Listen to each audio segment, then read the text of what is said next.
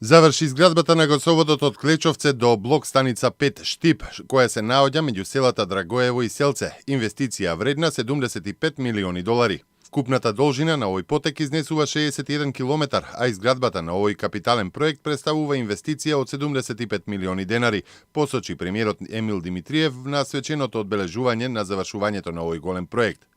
Она што е уште позначено со изградбата на оваа делница се овозможува забрзано ширење на целата гасоводна мрежа низ сите поголеми места низ државата. Па така следниот крак од гасоводот кој ќе почне да се гради веќе следниот месец е кракот Штип-Неготино-Кавадарци. Паралелно со трасата Штип-Неготино-Кавадарци во септември оваа година планирано е да почнат да се градат уште два крака од гасоводот, и тоа трасата Кавадарци-Неготино-Прилеп до Битола, како и трасата Скопје-Тетово-Гостивар, додаде премиерот Димитриев. А председателот на ВМРО ДПМН Никола Груевски, кој присуствуваше на настанот, истакна дека вкупната должина на овие гасоводи е околу 210 километри и ќе чинат околу 90 милиони евра.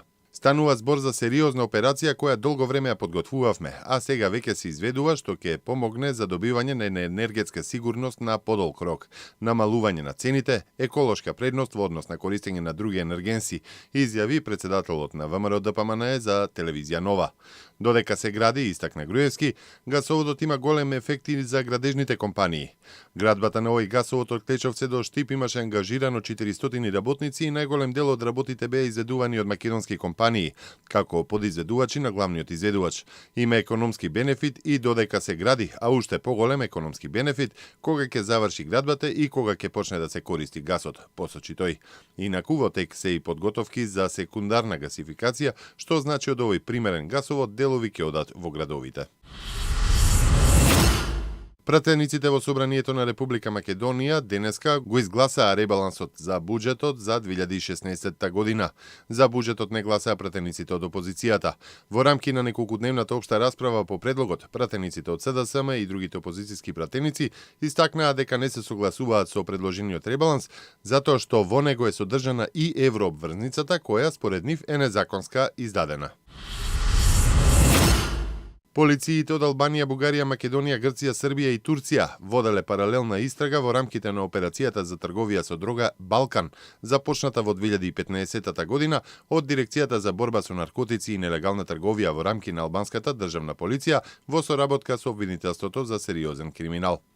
Македонското министерство за внатрешни работи денеска соопшти дека операцијата завршила успешно и дека истрагата резултирала со апсење на 28 лица, меѓу кои и 5 организатори, како и издавање налог за апсење за 20 други лица кои се вклучени во нелегалните активности на оваа организирана криминална група. Биле запленети приближно 27 килограми хероин, 2 килограми кокаин и речиси 184 килограми марихуана, како и над 38.000 евра, 1,5 милиони албански леки и 4 оружја. Се очекуваат натамошни резултати од оваа заедничка истрага, стои во соопштението од МВР.